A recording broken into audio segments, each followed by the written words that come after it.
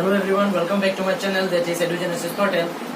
Today I want to discuss the topic from the ongoing chapter, that is the molecular basis of inheritance, and today's topic will be the regulation of the gene expression. Of the other parts, that is the part 1 and the part 2, in the earlier videos I have discussed the other parts of this lesson, that is the transcription, how the transcription takes place in prokaryotes and eukaryotes, and how the translation takes place. I button here, and by clicking the I button you can directly visit to that particular video. Regulation of gene expression, इसका मतलब क्या है? First of all we need to know. Gene जब express करता है तो वो देता क्या है?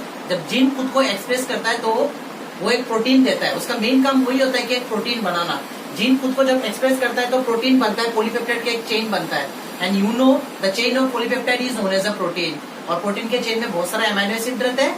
एमाइनो एसिड एक दूसरे के साथ लिंक होते हैं पेप्टाइड बॉन्ड से, इसलिए उसे पॉलीपेप्टाइड चेन कहते हैं. तो जीन जब एक्सप्रेस करता है तो प्रोटीन जब चाहिए तब जीन एक्सप्रेस करता है खुद को और प्रोटीन बनाता है. पर उस चीज को, उस प्रक्रिया को कभी कभी तो हमें रोकना भी पड़ सकता है. वो जो प्रोसेस है उसे तो रोकना भी जरूरत होता है, नहीं तो ये अनप्लानिंग हो जाएगा.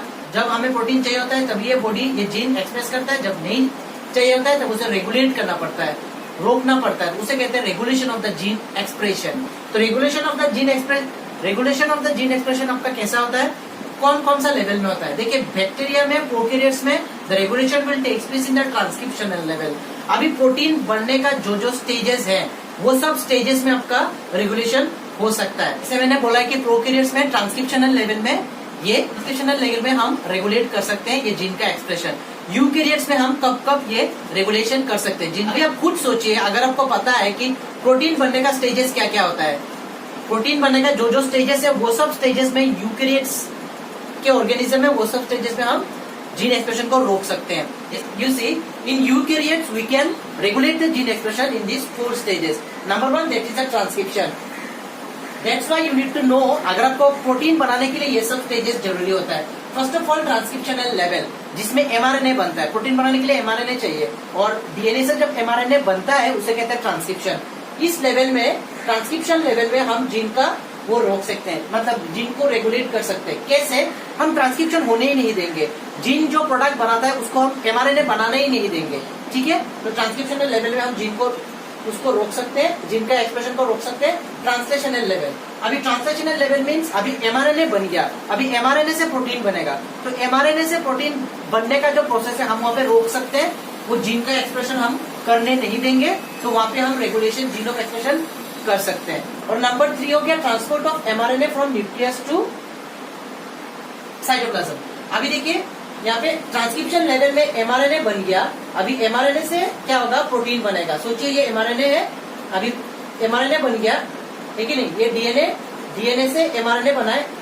इस डीएनए से जो एमआरएनए बनता है उस प्रोसेस को कहते हैं ट्रांसक्रिप्शन. तो डीएनए से अभी एमआरएनए तो बन गया, अभी एमआरएनए से प्रोटीन बनेगा, इस प्रोसेस को कहते हैं हम ट्रांसलेशन. तो ये प्रोसेस हम होने नहीं देंगे. एमआरएनए को हम प्रोटीन बनने नहीं देंगे. तो ये हो गया ट्रांसलेशनल लेवल में हम जीन का एक्सप्रेशन रोक सकते हैं. देखिए, आप जीन का एक्सप्रेशन ही रोक रहे हैं. जीन का एक्सप्रेशन मीन्स क्या? प्रोटीन बनना. हमें प्रोटीन बनाना नहीं है. जो जीन जो प्रोटीन बनाता है वो रोकना, वही है तुम्हारा regulation of gene expression. Gene express क्या करता है? प्रोटीन बनाता है.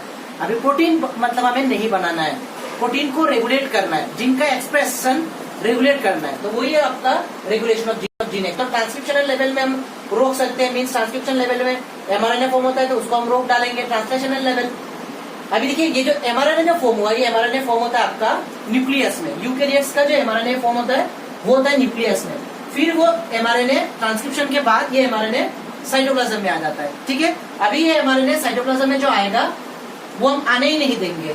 ठीक है, वो हम आने ही नहीं देंगे. तो वो हो गया आपका transport of mRNA from nucleus to cytoplasm. वो आने ही नहीं देंगे और हम इसी तरह अगर आने ही नहीं देंगे एमआरएनए को साइटोप्लाज्म में, तो फिर ट्रांसलेशन तो होगा नहीं ना. ट्रांसलेशन मतलब एमआरएनए से प्रोटीन तो बनेगा नहीं. तो हमने रेगुलेशन ऑफ जीन एक्सप्रेशन कर दिया, प्रोटीन हम नहीं बना रहे. और एक प्रोसेस है प्रोसेसिंग ऑफ एमआरएनए लेवल. देखिए, डीएनए से जब एमआरएनए बनता है तो ये डायरेक्ट एमआरएनए नहीं बनता है. डीएनए से एमआरएनए बनेगा, इस प्रोसेस को ट्रांसक्रिप्शन कहते हैं. पर ये डायरेक्टली एमआरएनए नहीं बनता है. पहला वो बनता है एचएनआरएनए. ठीक है, अभी एचएनआरएनए ये हो गया आपका इनएक्टिव इनएक्टिव एमआरएनए बोल सकते हैं, या फिर आप नॉन फंक्शनल एमआरएनए। ये एमआरएनए का काम है कि ट्रांसलेशन करना और प्रोटीन बनाना, पर एचएनआरएनए जो है वो आपका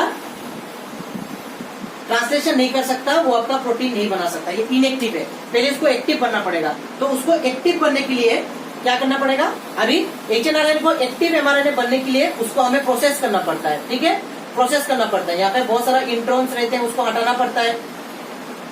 ये सब मैं जो बता रहा हूँ, जो ट्रांसलेशन है, जो वीडियो है, मैंने ऑलरेडी पहले बना चुका हूँ, उसको आप आई बटन में दबा के आप वाला वीडियो आप देख सकते हैं, बहुत अच्छी तरह से मैं समझा चुका हूँ। फिर भी मैं बहुत शॉर्टकट से या फिर शॉर्टली में बता देता हूँ आपको कि जब ये एचएनआरएनए जब बनता है, यहाँ पे कुछ कुछ सीक्वेंस ऐसे होते हैं, कुछ सीक्वेंस ऐसे होते हैं जो कुछ कोड बनाता है, जो कुछ कोड नहीं करता है। जैसे जिसका काम है, जिसका कोई काम है नहीं, ये एचएनआरएनए बनेगा,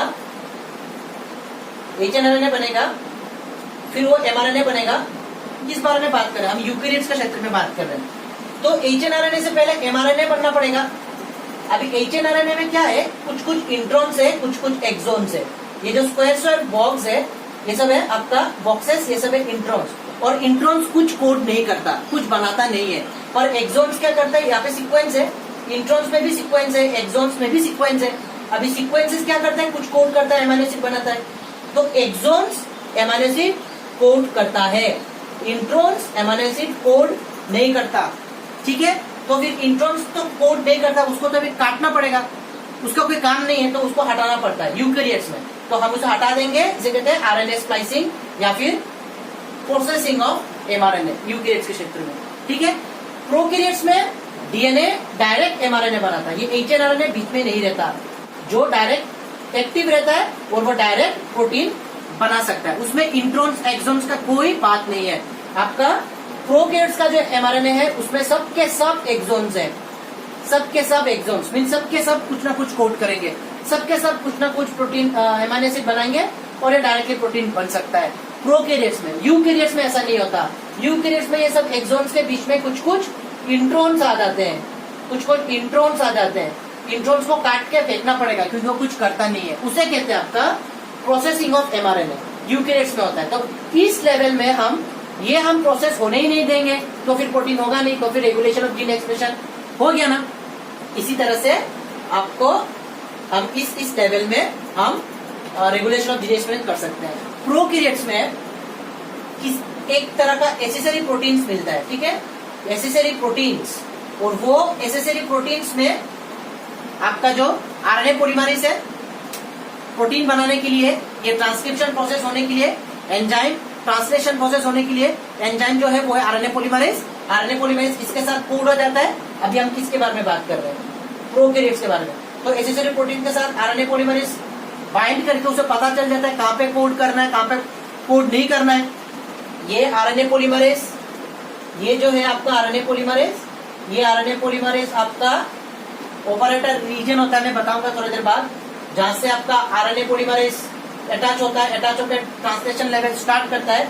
वो जब ये आरएनए पॉलीमरेज एसेसरी प्रोटीन में जब बाइंड हो जाएगा, तब उसे पता चल जाता है कि मुझे यहाँ पे अटैच होना है, ट्रांसक्रिप्शन शुरू करना है। अभी ये प्रोटीन है या नहीं है, उसके ऊपर निर्भर करता है कि ट्रांसक्रिप्शन का प्रोसेस प्रोकैरियोट्स में होगा या नहीं होगा, प्रोटीन बनेगा या नहीं होगा, उसका रेगुलेशन। प्रोकैरियोट्स में जो रेगुलेशन होता है, जिनका रेगुलेशन, वो डिपेंड करता है कि एसेसरी प्रोटीन्स किस तरह का है, क्या है, वो आरएनए पॉलीमरेज को बता रहा है, वो आरएनए पॉलीमरेज के साथ लग के बता रहा है, यहाँ पे लगना है, ट्रांसक्रिप्शन प्रोसेस शुरू करना है या नहीं करना है, वो सब ये कंट्रोल करता है एसेसरी प्रोटीन्स में, एसेसरी प्रोटीन्स लोग। तो फिर एक बात हमें पता चल गया कि प्रोकैरियोट्स में जो जीन रेगुलेशन है वो ट्रांसक्रिप्शन लेवल में ही होता है। So guys, now we will discuss the lac operon in bacteria, in prokaryotes. और प्रोकैरियोट्स में क्या होता है कि उसे कहते हैं पॉलीसिस्टोनिक, ठीक है। उन लोगों का जो स्ट्रक्चरल जीन्स होता है वो पॉलीसिस्टोनिक होता है। अभी देखिए ऑपरेंट कॉन्सेप्ट, इन लेक ऑपरेंट कॉन्सेप्ट में क्या क्या होता है। एक होता है रेगुलेटरी जीन, ये जो आई है, आई यहाँ पे काम कर, आई को कहते हैं रेगुलेटरी जीन, ठीक है, रेगुलेटरी जीन। और यहाँ पे जो पी है उसे कहते हैं प्रोमोटर रीजन, ये आपका प्रोमोटर रीजन। और यहाँ पे जो ओ है उसे है ऑपरेटर रीजन, ठीक है, ऑपरेटर रीजन। यहाँ पे जो जेड है ये सब जीन है, ठीक है, Z gene, Z gene, Y gene, A gene, और ये तीनों मिलके कहते हैं आपका, ये तीनों मिलके होता है आपका structural gene, structural gene. Okay, Z gene, gene है तो फिर कुछ तो कोड करेगा, क्या कोड करेगा? जेड जीन कोड करेगा आपका बीटा गैलेक्टोसिडेज, बीटा गैलेक्टोसिडेज, ये एंजाइम कोड करेगा, ठीक है। और वाई जीन जो है, वाई जीन आपका कोड करेगा पार्निएज, वाई जीन आपका कोड करेगा पार्निएज, एंड ए जीन आपका कोड करेगा, ए जीन कोड करेगा आपका transacetylase, transacetylase, transacetylase. अब देखिए ऑपरेंट कॉन्सेप्ट में रेगुलेटर जीन होता है, एक प्रोमोटर जीन, एक ऑपरेटर जीन, और Z gene, Y gene, A gene. Z gene, Y gene, A gene को एक साथ कहते हैं स्ट्रक्चरल जीन। और इस तीनों जीन का जो काम है, यहाँ पे प्रोमोटर कितना है? एक है, ठीक है। एक प्रोमोटर रीजन, एक प्रोमोटर आपका इस तीनों जीन को कंट्रोल करने के लिए, इसे कहते हैं पॉलीसिस्टेरोन, ठीक है। बहुत सारा जीन, बहुत सारा प्रोडक्ट बनाएगा बैक्टीरिया में। ये सब मैंने ऑलरेडी मेरा ट्रांसक्रिप्शन एंड ट्रांसलेशन जो पार्ट है वहां पे मैंने समझा दिया है, आई बटन में दबा के आप वहां पे जा सकते हो और देख सकते हो। तो यहाँ पे बहुत सारा स्ट्रक्चरल जीन, एक ऑपरेटर होने के लिए उसे कहते हैं पॉलीसिस्टेरोनिक। ये हम प्रोकैरियोट्स का पढ़ रहे हैं, ठीक है, प्रोकैरियोट्स का पढ़ रहे हैं। पर आपका यूकैरियोट्स में पॉलीसिस्टेरोनिक नहीं होता, वो होता है मोनोसिस्टेरोनिक, क्योंकि वहां पे क्या होता है कि स्ट्रक्चरल जीन, वहां पे एक प्रोटीन बनता है, यहाँ पे बहुत सारा प्रोटीन बनेगा, ठीक है, पर वहां पे एक प्रोटीन बनता है, इसलिए उसे कहते हैं मोनोसिस्टेरोनिक। पर यहाँ पे काफी सारा प्रोटीन बन जाएगा और प्रोमोटर रीजन एक ही, इसलिए वो पॉलीसिस्टेरोनिक होता है, ठीक है। अभी देखिए रेगुलेटर जीन, ये एक प्रोटीन बना, ये आपका पहले एमआरएनए बनाएगा, आपको पता ही है। अगर आपने मेरा प्रीवियस वीडियो देखा है तो आपको अगर ट्रांसलेशन ट्रांसक्रिप्शन प्रोसेस अगर पता है तो आपको पता है ये जीन है तो वो अभी एमआरएनए बनाएगा। प्रोटीन बनाने के लिए पहले एमआरएनए बनाना पड़ता है। ट्रांसक्रिप्शन हो गया है, एमआरएनए बन गया है, एमआरएनए बन गया, ये देखिए रिप्रेसर एमआरएनए। अब ये रिप्रेसर मतलब क्या है मैं बता रहा हूँ। पहले ये एमआरएनए बन गया, अब ये एमआरएनए क्या करेगा? ट्रांसलेशन प्रोसेस करेगा, और ट्रांसलेशन प्रोसेस करके क्या बनाएगा? एक प्रोटीन बनाएगा। तो ये हो गया आपका रिप्रेसर प्रोटीन। अभी रिप्रेसर क्यों? अब देखिए ये जो आपका आई जीन है या फिर इनहिबिटरी, और एक नाम है इस आई जीन का इनहिबिटरी जीन, ठीक है, इनहिबिटरी जीन। अब ये जो इनहिबिटरी जीन है ये एक तरह का रिप्रेसर प्रोटीन बनाता है। ये रिप्रेसर एमआरएनए पहले बनाएगा, फिर रिप्रेसर प्रोटीन। ये प्रोटीन जाके आपका ऑपरेटर रीजन में आपका लग जाए, जब अगर लग जाए तो फिर ये ट्रांसक्रिप्शन प्रोसेस नहीं होता है, ये ट्रांसक्रिप्शन प्रोसेस नहीं होता है, ये ट्रांसक्रिप्शन प्रोसेस होने में रोकता है, जीन को रेगुलेट करता है, इसलिए इसे रिप्रेसर कहा गया है, क्योंकि ये प्रोसेस को रिप्रेस करेगा, ये ट्रांसक्रिप्शन प्रोसेस को रिप्रेस करेगा, प्रोटीन बनाने का मैकेनिज्म को रिप्रेस करेगा, इसलिए इसे ये एमआरएनए ये प्रोटीन बनाएगा।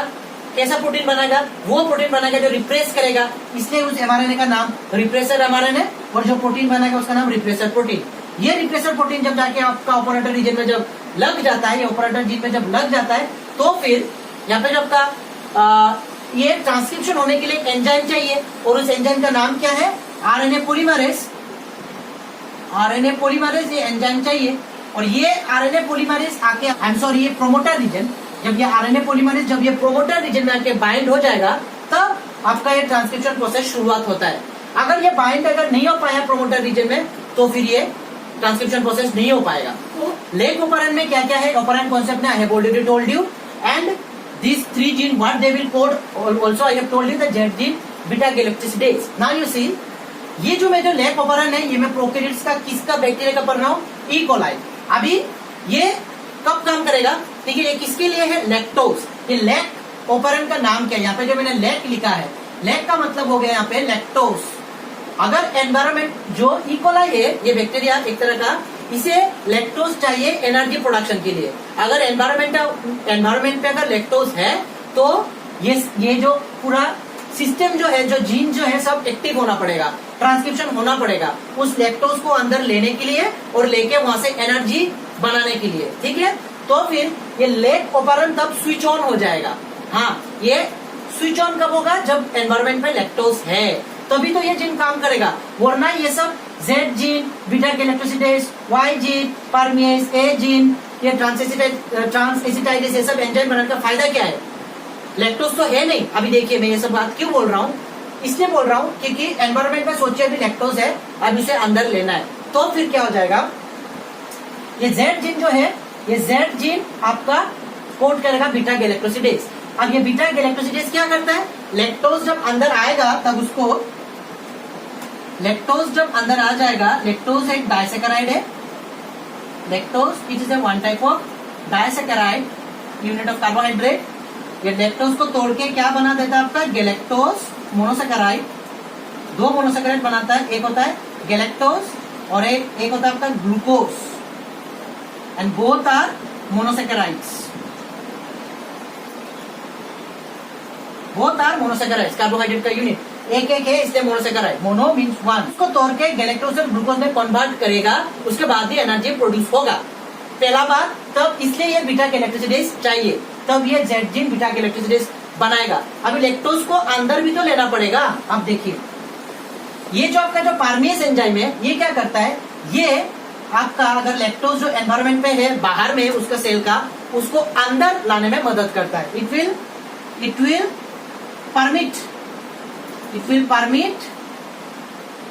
permit the cell to take lactose inside the cell, inside मैं ऐसा लिख दिया, inside। पार्मियस एंजाइम का ये काम है कि वो लैक्टोज को अंदर लाने में मदद करता है। नेक्स्ट है ट्रांसएसिटाइलेज। ये ट्रांसएसिटाइलेज क्या करता है, अपना जो एसिटाइल है, एसिटाइल ग्रुप पे आपका बीटा गैलेक्साइड को दे देगा, acetyl group transfer to beta galactosidase, ठीक है। तो फंक्शन हमको पता चल गया होगा, इन तीनों एंजाइम का काम क्या है, ठीक है। अब ये तीनों एंजाइम होगा तो ही आपका ये बैक्टीरिया आपका लैक्टोज को अंदर लेने में, उसे तोड़ने में और एनर्जी एक्स्ट्रा करने में काम करेगा, ठीक है। तो एक बात याद रखिए, ये पूरा सिस्टम ऑन होने के लिए अंदर में थोड़ा लैक्टोज होना हमेशा जरूरी होता है, ठीक है। तो इसलिए ये लैक ऑपरेंट को और एक बात कहा जाता है कि it is an inducible system, inducible system.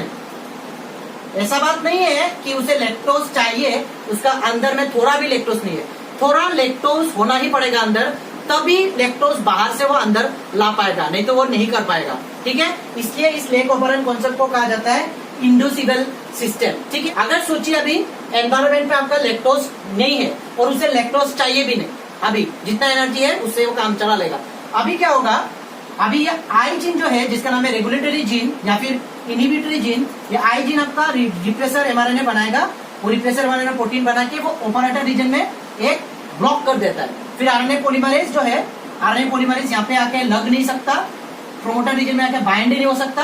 As a result RNA polymerase अगर बाइंड होगा ही नहीं तो फिर ये सब जीन जो प्रोडक्ट देगा ये बनाएगा कैसे, समझ में आ रहा है। अगर आपका आरएनए पॉलीमरेज आएगा, ये क्या जीन है उसके बारे में पढ़ेगा, अब ये जीन उसके हिसाब से एमआरएनए बनाएगा, पहला तो ये जीन को एमआरएनए बनाना पड़ेगा ना, उसके बाद ही ना ये एंजाइम बनेगा। ये तो प्रोटीन, ये एंजाइम प्रोटीन से बना हुआ है ना, तो प्रोटीन ही तो बनाना पड़ेगा। ये जीन तो प्रोटीन ही बना रहा है, प्रोटीन बनाने के लिए ट्रांसक्रिप्शन, ट्रांसलेशन, ये सब प्रोसेस तो जरूरी है ना। तो अगर ऑपरेटर रीजन में ये अगर रिप्रेसर प्रोटीन ढक देगा उसे, तो आरएनए पॉलीमरेज उसे देख ही नहीं पाएगा ना।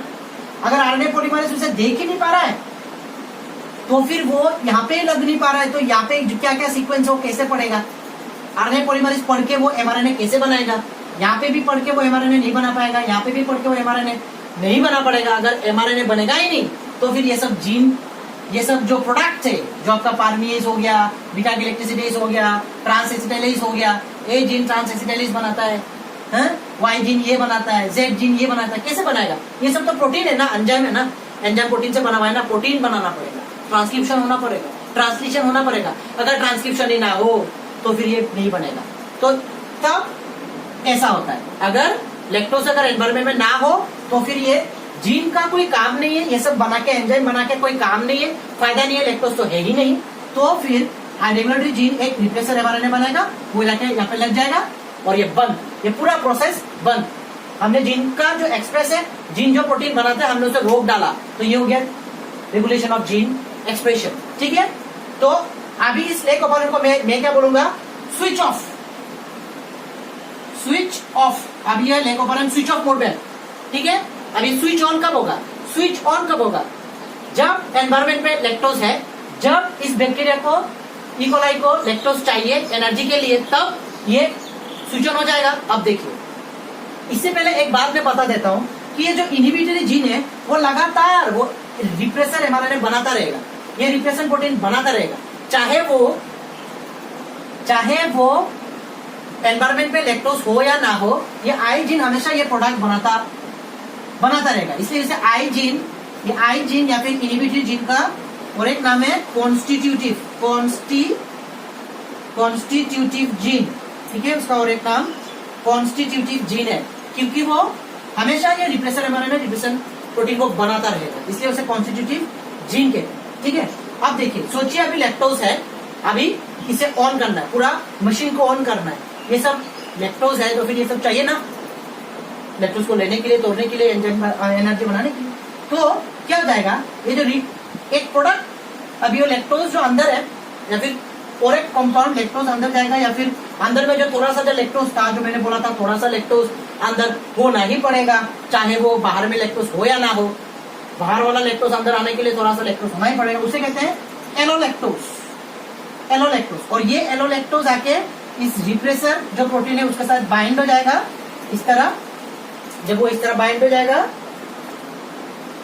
ये रिप्रेसर प्रोटीन और ये एलोलैक्टोज ऐसा बाइंड हो जाएगा और उसका रिप्रेसर प्रोटीन का कॉन्फ़िगरेशन चेंज कर देगा, और अभी वो रिप्रेसर प्रोटीन जाके वहां पे लग नहीं सकता, बाइंड नहीं हो सकता। एज ए रिजल्ट ये जगह खुल गया, ये जगह खुला हुआ है, रिप्रेसर तो बाइंड नहीं हुआ, तो फिर अभी आरएनए पॉलीमरेज आएगा और ये जीन को कोड करके एमआरएनए बनाएगा, और एमआरएनए से ये एंजाइम बनेगा, ये वाला जीन को पढ़ के एमआरएनए बनेगा, उसके हिसाब से ये प्रोटीन बनेगा। ये वाला जीन को पढ़ के आरएनए पॉलीमरेज ये वाला जीन को पढ़ के ट्रांसक्रिप्शन करेगा, एमआरएनए बनेगा, एमआरएनए से ये होगा। ठीक उसी तरह आरएनए पॉलीमरेज इस जीन को पढ़ेगा, एमआरएनए बनेगा, और एमआरएनए ट्रांसलेशन करके आरएनएस बनाएगा। ठीक उसी तरह आरएनए पॉलीमरेज इस जीन को पढ़ेगा, जीन सीक्वेंस को पढ़ेगा, ट्रांसक्रिप्शन करेगा, एमआरएनए बनेगा, एमआरएनए से ट्रांसलेशन होगा, फिर ये एमआरएनए बनेगा, ये आपका एंजाइम बन जाएगा।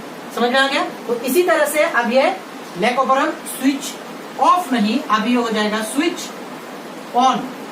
अभी ये हो गया स्विच ऑन, पहले था स्विच ऑफ, अब ये हो गया स्विच ऑन। ठीक है, switch on and switch off. यहाँ पे मैंने लिख के रखा है, repressor binds to the operator region and prevents RNA polymerase from translating the gene. अगर लैक्टोज अगर बाहर ना हो, या फिर ये बैक्टीरिया को अगर लैक्टोज की जरूरत ना हो, एनर्जी की जरूरत ना हो, तो फिर ये रिप्रेसर प्रोटीन यहाँ पे बाइंड हो जाएगा और इसे बंद कर देगा, हो जाएगा स्विच ऑफ। और अगर हो, जब उसे चाहिए एनर्जी के लिए, तब अंदर में जो है या फिर बाहर से जो आएगा वो है एलोलैक्टोज, थोड़ा सा आके उस रिप्रेसर प्रोटीन के साथ बाइंड होके उसे रोकेगा यहाँ पे बाइंड होने के लिए। तो फिर आरएनए पॉलीमरेज को जगह मिल गया बाइंड होने के लिए, वो बाइंड होगा और ये जीन ट्रांसक्राइब करेगा और ये सब एंजाइम बनेगा। और ये सब एंजाइम पहला तो बीटा गैलेक्टोसिडेज लैक्टोज को तोड़ के बनाएगा, ऐसा कन्वर्ट करेगा, परमेज उसे अलाउ करेगा भाई अंदर आ जा, फिर बीटा गैलेक्टोसिडेज उसको तोड़ेगा, ट्रांसलेशनलिस अपना काम करेगा, इसी तरह से वो स्विच ऑन हो जाएगा। तो ये होता है regulation of gene expression in prokaryotes में। इस तरह पॉलीसिस्टेनिक जो आपका वो है स्ट्रक्चरल जीन है, यहाँ पे ऐसा करेगा regulation of gene expression prokaryotes में, इस तरह से होगा। उसे कहते हैं इनविजिबल सिस्टम, इसलिए कहते हैं क्योंकि इनहिबिटरी लैक ऑपरेंट कह सकते हैं, क्योंकि वो रोक देता है जब नहीं चाहिए होता है, या फिर थोड़ा सा अगर मौजूद हो जो हमें चाहिए, लैक्टोज अगर थोड़ा सा मौजूद हो गया तो इसको हम एक्टिव भी कर सकते हैं, इसे हम ऑन भी कर सकते हैं, ऑफ भी हो सकता है, ऑन भी हो सकता है, इंड्यूस भी कर सकते हैं, रिप्रेस भी कर सकते हैं। इंड्यूस कब, थोड़ा सा अगर एलोलैक्टोज होगा तब ये खुल जाएगा, और बंद कब, अगर थोड़ा सा भी नहीं है तो बंद होगा, तब हम कहते हैं स्विच ऑफ। जब चाहिए नहीं तब स्विच ऑफ मोड में रहता है, और जब चाहिए तब स्विच ऑन हो जाता है। ठीक है, तो इस तरह से ये होता है lac operon concept in prokaryotes. बहुत जरूरी है। कुछ डाउट है तो आप मुझे कमेंट बॉक्स में बता सकते हो। ठीक है, प्रोटीन बनाया, रिप्रेसर एमआरएनए रिप्रेसर प्रोटीन बनाया, ऑपरेटर जिन में लग गया तो क्या बन जाएगा, स्विच ऑफ रिप्रेटर। फिर रिप्रेसर प्रोटीन जो अगर बनाया, अगर जो एलोलैक्टोज है, लैक्टोज अगर रिप्रेसर प्रोटीन में लग गया, ठीक है, तो फिर ये स्विच ऑन हो जाएगा, क्योंकि ये अभी यहाँ पे लगने का उसमें नहीं है। क्यों नहीं है? क्योंकि उसमें एलोलैक्टोज लग गया है, एलोलैक्टोज या फिर लैक्टोज लग गया है।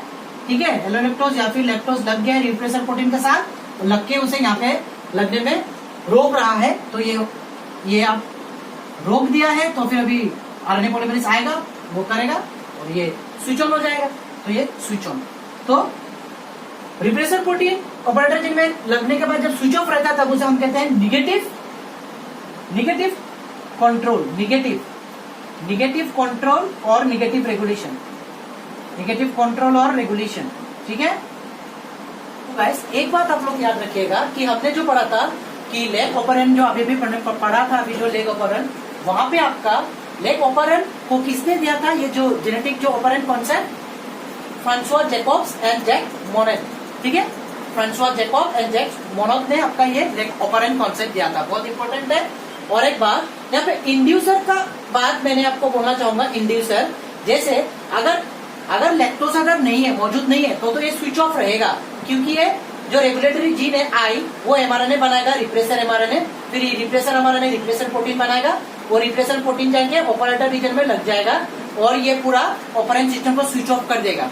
अगर लैक्टोज हो, ये लैक्टोज को कहेंगे अभी इंड्यूसर। क्यों कहेंगे, क्योंकि अगर लैक्टोज हो तो फिर ये रिप्रेसर प्रोटीन के साथ लग के उसे कॉन्फ़िगरेशन उसका चेंज कर देगा, उसे इनएक्टिव कर देगा, ये रिप्रेसर प्रोटीन को इनएक्टिव कर देगा और करके ये ऑपरेटर रीजन में लगने नहीं देगा, फिर ये ऑपरेंट क्या हो जाएगा, स्विच ऑन, क्योंकि अभी आरएनए पॉलीमरेज आएगा, बाइंड करेगा और जो एंजाइम चाहिए वो बनाना शुरू हो जाएगा। ये हो गया स्विच ऑन। तो वो किसके लिए ये स्विच ऑन हो गया, उस लैक्टोज के लिए ना, इसलिए उसे कहते हैं इंड्यूसर। उस लैक्टोज को, वो एलोलैक्टोज को कहते हैं इंड्यूसर। ठीक है, तब जो ये जो ऑपरेंट होता है, लेग ऑपरेंट लैक्टोज के लिए, ट्रिप ऑपरेंट भी होता है, वेल ऑपरेंट भी होता है, अलग अलग अमीनो एसिड्स के लिए, अलग अलग प्रोटीन्स के, अलग अलग एंजाइम्स के लिए। ट्रिप में आपका ट्रिप्टोफैन अमीनो एसिड के लिए, ठीक है, वेल में आपका वेलाइन अमीनो एसिड के लिए। तो उस तरह से बहुत सारा लेग ऑपरेंट, ऐसे ऑपरेंट होता है जो वो सब अमीनो एसिड को जीन एक्सप्रेशन करने में मदद करता है।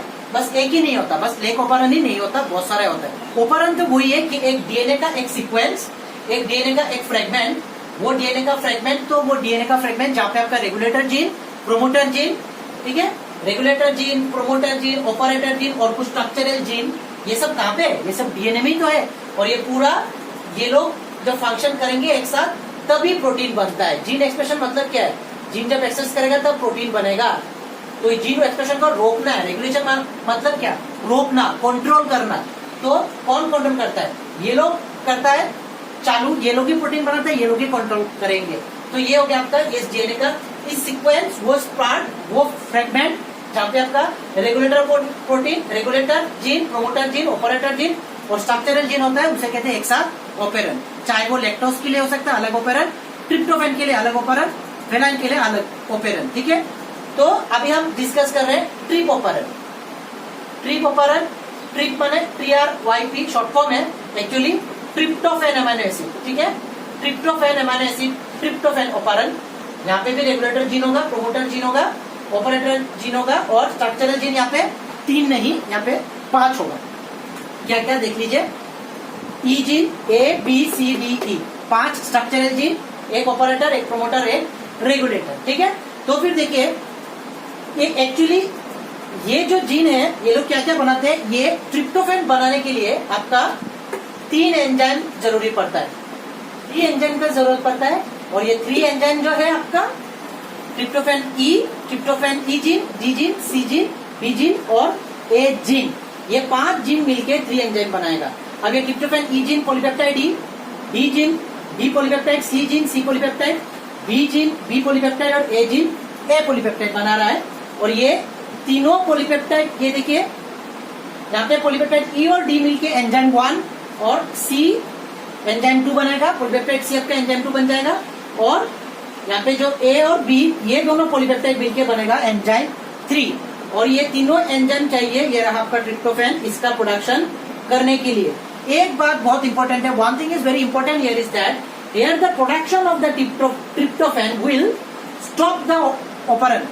समझ में नहीं आया तो देखिए, लेग ऑपरेंट में क्या था, लेग ऑपरेंट में जब लैक्टोज प्रोडक्शन के लिए, जब लैक्टोज एनवायरमेंट पे है तब ये स्विच ऑन होता है, क्योंकि वहां पे बीटा गैलेक्टोसिडेज, पार्मिएज, एक एंजाइम तो पार्मिएज लैक्टोज को अंदर लाएगा, बीटा गैलेक्टोसिडेज लैक्टोज को तोड़ेगा।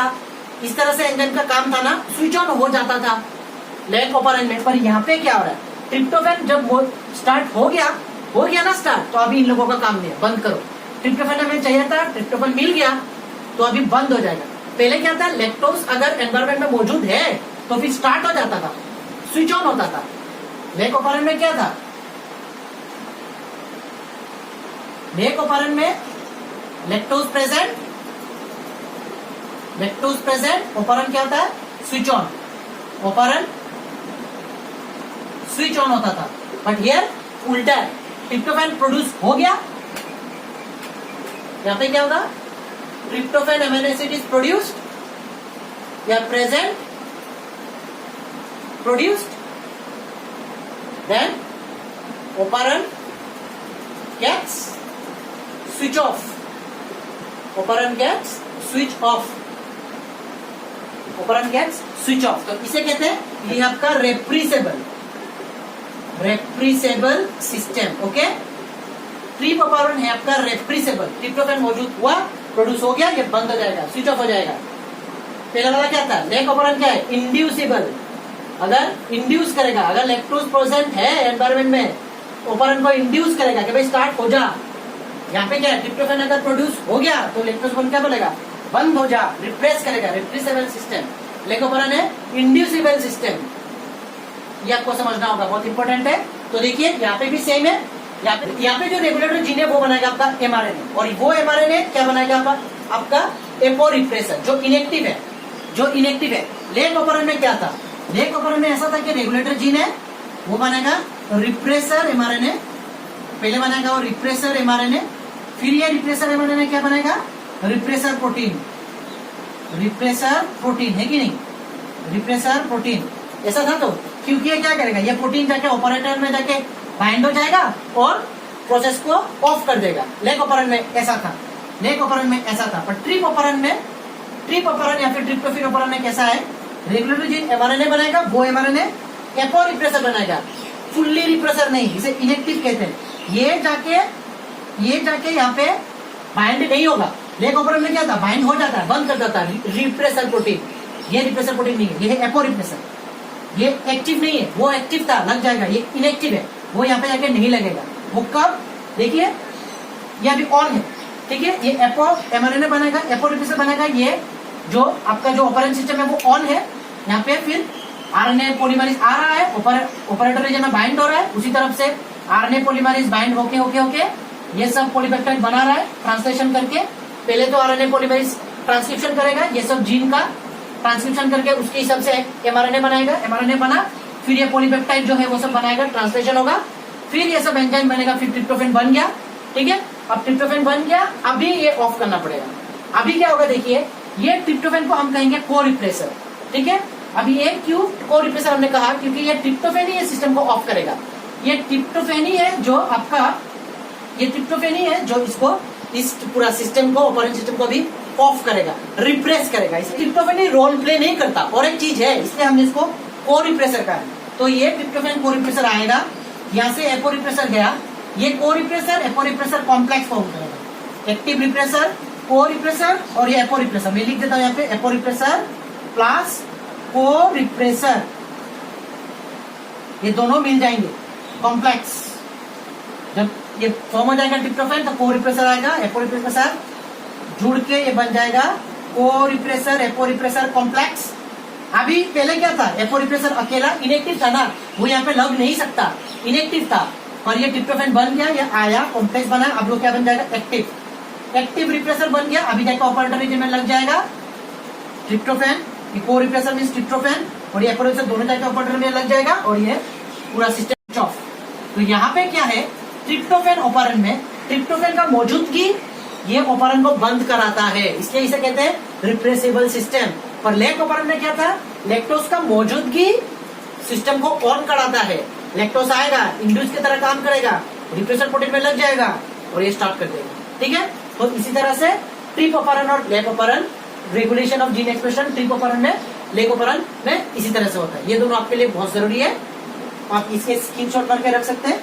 तो गाइस ये था हमारा आज का जो टॉपिक, जो है आपका लेक ऑपरेंट और ट्रिप ऑपरेंट, जो हमने प्रोकैरियोट्स और यूकैरियोट्स में दोनों में हमने किस तरह से रेगुलेशन ऑफ जीनियस क्वेश्चन होता है वो हमने स्टडी किया है। आई होप ये आपको अच्छा लगा होगा। इससे पहले और एक इन्फॉर्मेशन जान लीजिए कि मैं बायोलॉजी का कोचिंग पे पढ़ाता हूँ, क्लास 9, 10, 11, 12 सीबीएसई बोर्ड का और प्लस नीट लेवल का भी कराता हूँ कोचिंग एंड और गवर्नमेंट स्टडी मटेरियल भी हम प्रोवाइड करते हैं। तो फिर ये वाला मेरा नंबर है, हमारा कॉन्टेक्ट नंबर, इस नंबर में आप कॉन्टेक्ट कर सकते हो। हमारा ईमेल आईडी है trustyourself23@gmail.com और अगर आपको किसी तरह का सहायता चाहिए तो आप इस नंबर में कॉन्टेक्ट कर सकते हैं। ये वीडियो आपको कैसा लगा आप हमें कमेंट बॉक्स में जरूर बताइए और हमारा फेसबुक पेज जो है एडुजेनेसिस पोर्टल, वहाँ पे आइए, कुछ अगर डिस्कशन है हम बातचीत कर सकते हैं। और इस वीडियो को देखने के लिए बहुत बहुत शुक्रिया। अगर पसंद आया तो फिर आप लाइक करना बिल्कुल मत भूलिए, सब्सक्राइब करना भी बिल्कुल मत भूलिए, सब्सक्राइब भी कर दीजिएगा। हमारा और एक चैनल है जिसका नाम है एडू शावर, उसे भी जाके देख लीजिएगा, सब्सक्राइब करना मत भूलिए। Thank you.